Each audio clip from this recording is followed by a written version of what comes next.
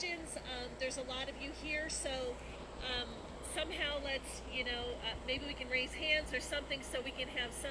You guys aren't talking over each other, so um, with that, I guess we'll go ahead and get started.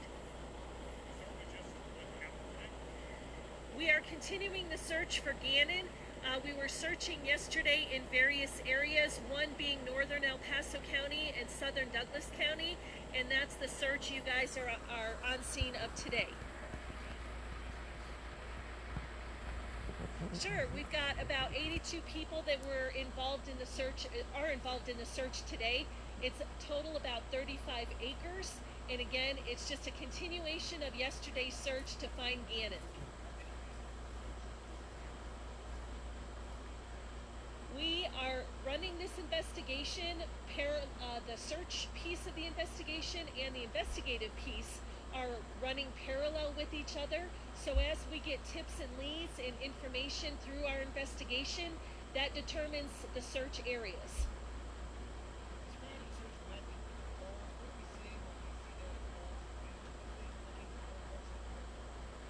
The purpose is to find Gannon. I'm not a search and rescue person, so I'm not exactly sure what they are being used for, but it is all to find Gannon and bring him home. Yes. It's again 35 acres, very different terrain. There's some treed areas, there's very rough terrain, there's terrain that goes down into deep ravines that would have to be gotten down to by rope.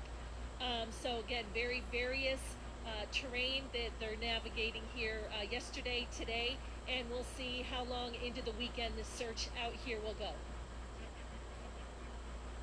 I would not be at liberty to elaborate. That's part of our investigation.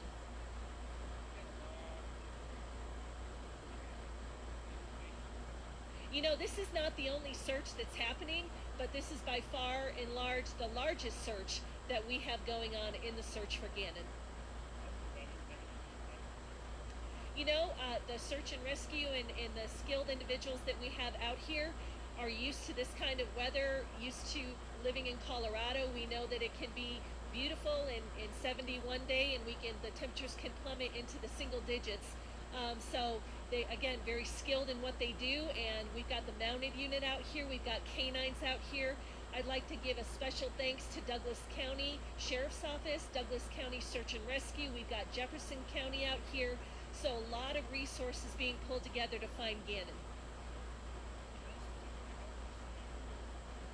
Pardon me? Again, we have skilled individuals out here who are used to searching in various types of weather, such as the snow. So,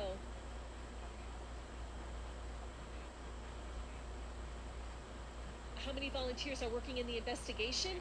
Well, none of them are working the investigation side. That's all being done by Sheriff's Office detectives, the National Center for Missing and Exploited Children, the FBI's CART team, the Child Abduction Rapid Deployment Team.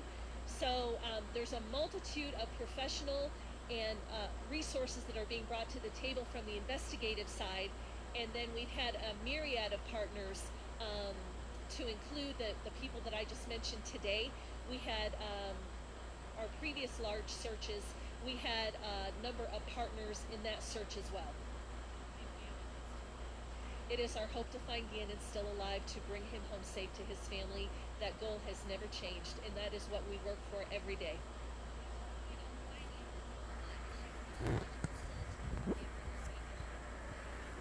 As I said yesterday, the case first came in and was reported as a runaway. 2 days later, it was upgraded to a missing and endangered case, and that is how we are investigating it.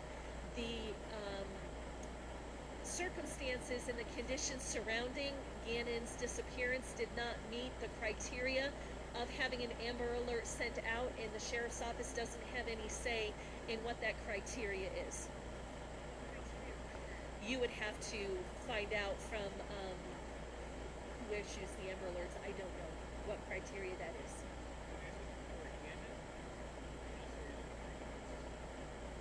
Well, that would be part of our investigation. Anything that has to do with Gannon's disappearance is very much of interest to the Sheriff's Office.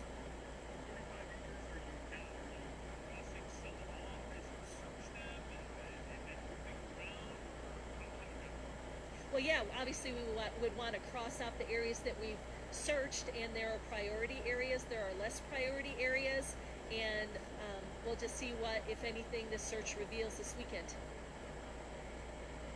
As long as we need to be out here, at least through tomorrow, but there is a possibility we'll be out here through the weekend. FBI has been involved since January 30th, when they came in to assist once the case was upgraded from a runaway to a missing and endangered case. Yes. You know, again, anything that you think would be valuable or important, give the sheriff's office a call at our tip line or email our tip line.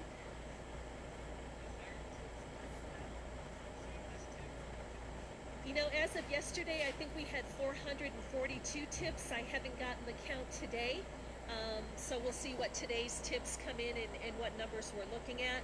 But we're in day 17 now, and over 440 tips, not including today.